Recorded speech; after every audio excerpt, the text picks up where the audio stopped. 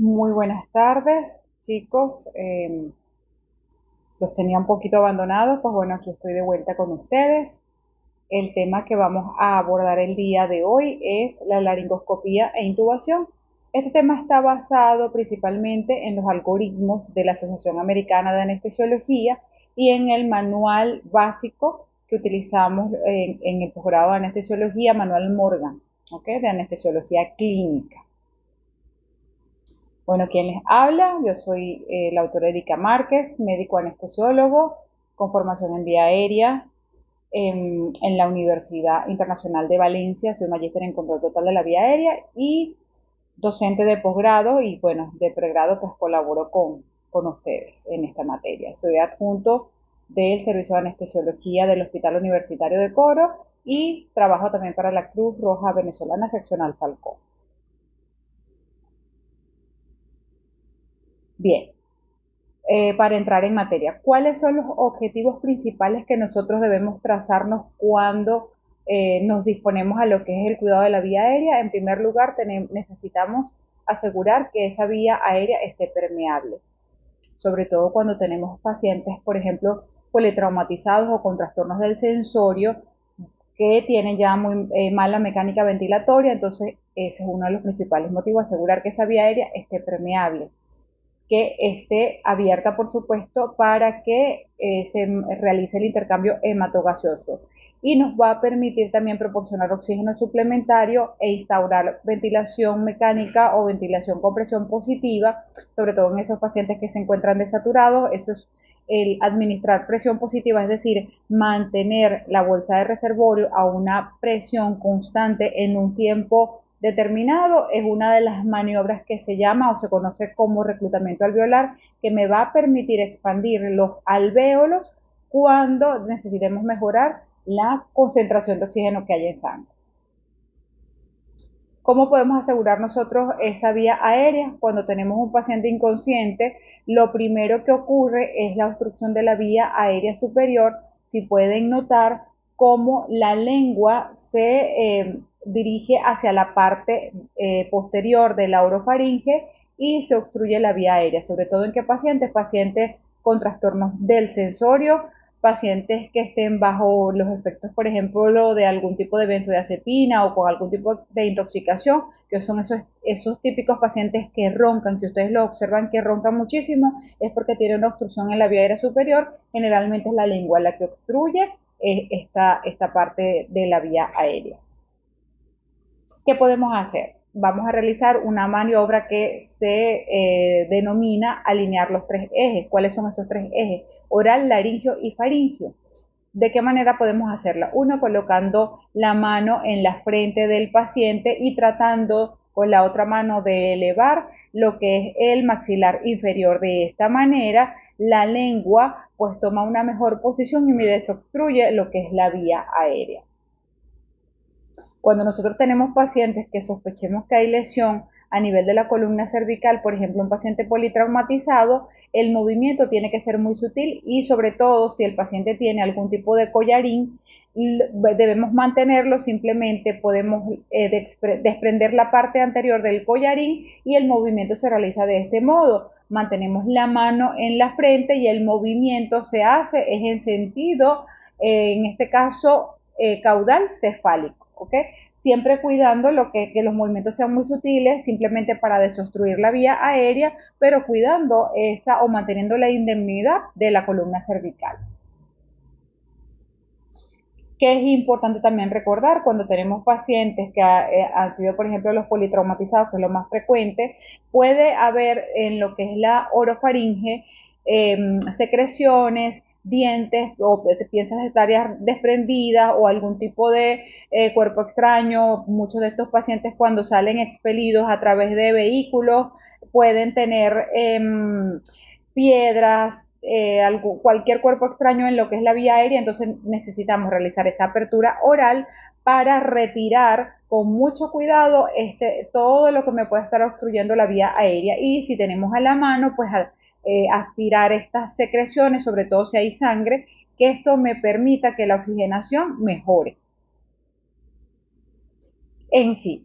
¿Qué es la laringoscopía y qué es la intubación? La laringoscopía no es más que el procedimiento que se realiza con el laringoscopio, que es lo que me va a permitir visualizar las cuerdas vocales, porque el tubo endotraqueal va colocado dentro de las cuerdas vocales.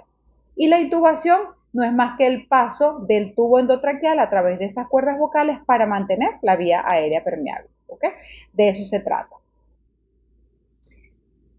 ¿Qué debemos tener a la mano? En primer lugar, el laringoscopio. Existen laringoscopios de mangos largos, mangos cortos, que se utilizan en pacientes pediátricos o en pacientes que tienen las mamas muy prominentes, ¿verdad? Tenemos mangos de laringoscopio un poco más gruesos, como este que se les muestra aquí en la imagen, laringoscopios con mango un poco más delgado. ¿Y qué tipos de hojas tenemos en el mercado? Disponemos de hojas rectas, hojas curvas. ¿Cuál hoja se utiliza con mayor frecuencia?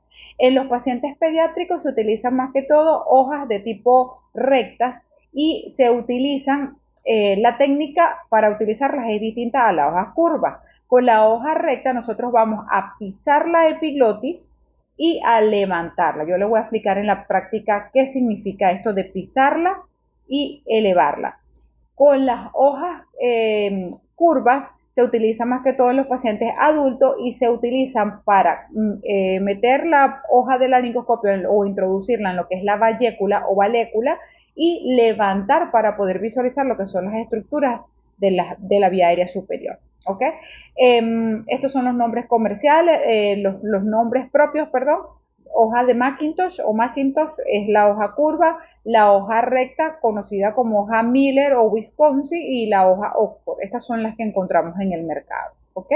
Entonces, recordar, paciente pediátrico se utiliza con mayor frecuencia la hoja recta, en este caso la hoja Miller, y en los pacientes adultos y en los pacientes ya de 4, 5, 6 años, ya a partir de allí se empiezan a utilizar, son hojas curvas.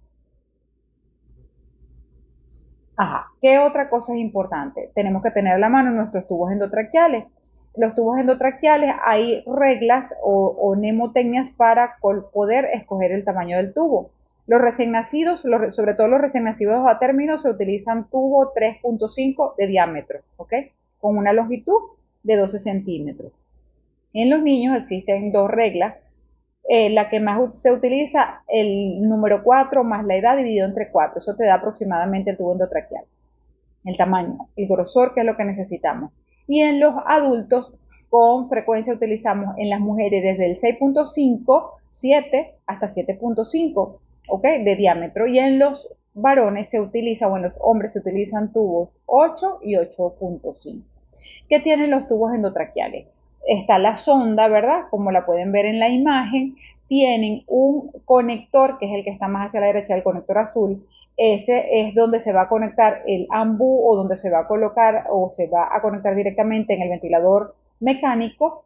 Tienen a nivel distal el balón o de neumotaponador, que es lo que evita que se salga el tubo endotraqueal de lo que es la vía aérea, y hasta cierto punto se dice que puede proteger contra la broncoaspiración. ¿Ok? En su parte más distal pueden ver que tiene un pequeño ojito, se denomina ojo de Murphy. El ojo de Murphy fue elaborado con la finalidad que si el tubo endotraqueal en su punta se tapa o se obstruye con algún tipo de secreción o sangre, nosotros podamos ventilar al paciente a través de ese ojo de Murphy. Y en el medio pueden observar como un conectorcito, ¿verdad? Esto es donde vamos a colocar la inyectadora con aire para llenar el balón neumotaponador. ¿Cuáles son los materiales necesarios para realizar la intubación? En primer lugar, por supuesto, no nos puede faltar el laringoscopio con su juego de hojas rectas y hojas curvas.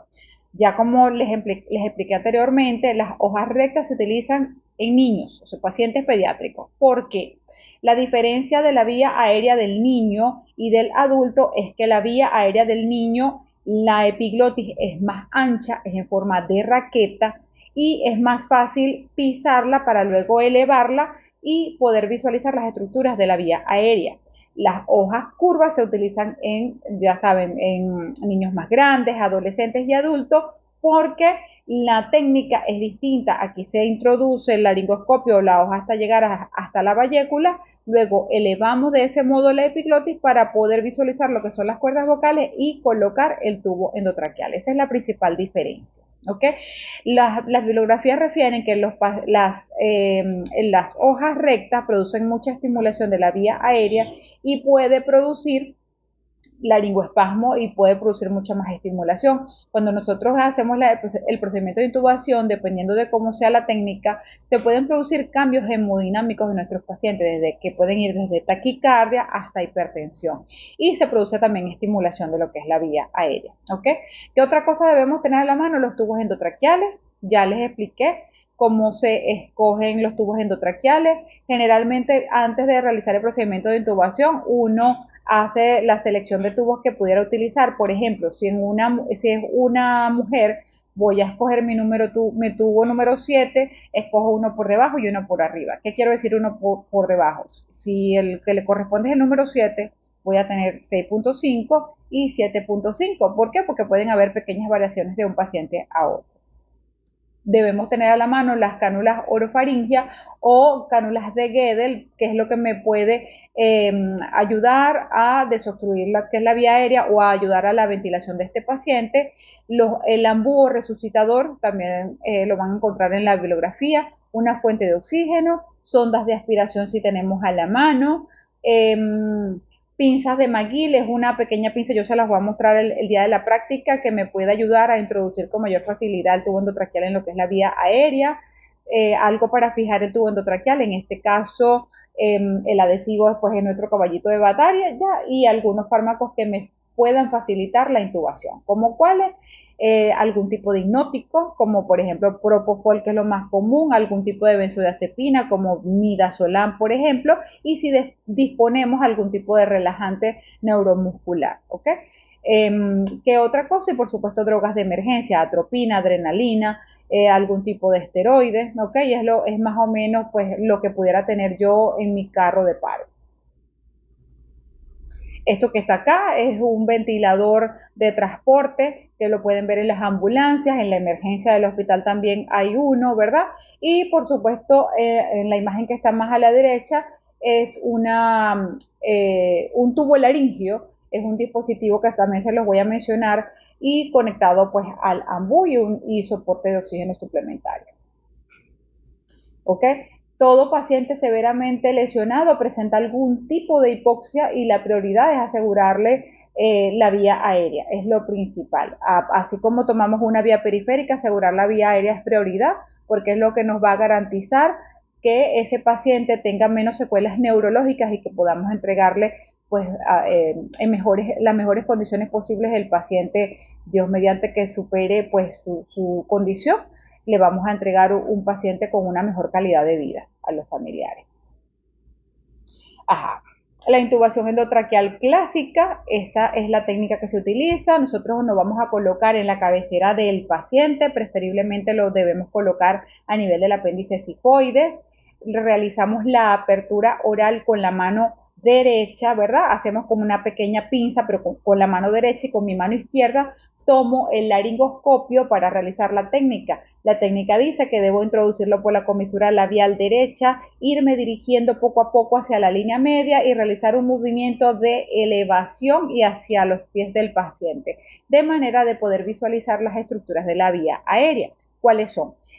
Si vemos en la imagen central inferior está la epiglotis, que es como ese techito. Detrás de esa epiglotis es que va colocado el laringoscopio si estamos hablando de hojas curvas. Y cuando elevamos, buscamos ver las cuerdas vocales, que son esas estructuras que parecen una anacarada.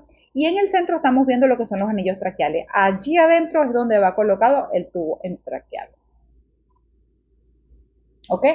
Esto son fotos a través de un video laringoscopio de lo que vamos a ver en la vía aérea. La imagen que está más a la derecha, epiglotis, cuerdas vocales allá abajo en el fondo, ¿verdad? Y dentro de este es que va colocado el tubo endotraqueal. ¿ok?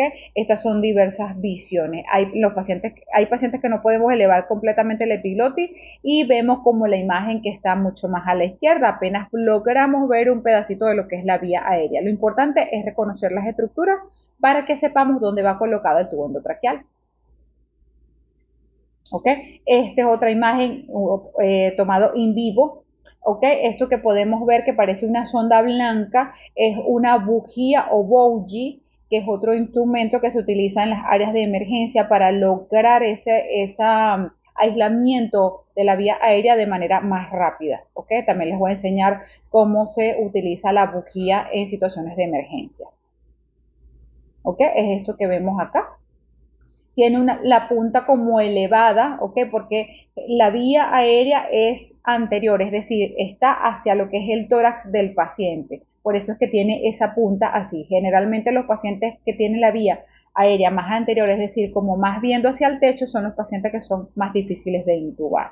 Entonces, este es el dispositivo que vamos a utilizar. Se hace una laringoscopía convencional, dejamos rodar la punta de este dispositivo pegadito a la epiglotis y con nuestra mano nosotros vamos sintiendo cómo la bujía va como si, imagínense que fuera un policía acostado. Vamos sintiendo cómo la punta, que es atraumática, me va tocando los anillos traqueales, ¿ok? Y posteriormente, a través de ellas que vamos a deslizar el tubo endotraqueal. Es como una guía, como sucede con la vía central, igualito, pero este es especial para la vía aérea. ¿Ok?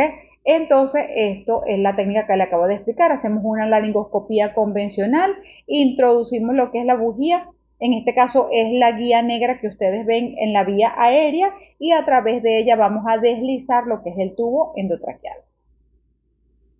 Esto es una imagen, pero en un modelado anatómico, como Ricardo, el que disponemos en el servicio de anestesiología, ¿sí? Igualmente pasamos la bujía y a través de ella colocamos el tubo endotraqueal. ¿Ok? Bienaventurado quien estudia para aprender, quien estudia en enseñar y aún más quien lo hace para curar. Felicidades muchachos, pues escogieron la mejor carrera y están en su mejor momento. Así que disfruten cada momento y cada detalle y por supuesto cada aprendizaje que cada uno de nosotros los docentes les pueda dar. Un placer, nos vemos en un rato en la próxima clase. Un abrazo.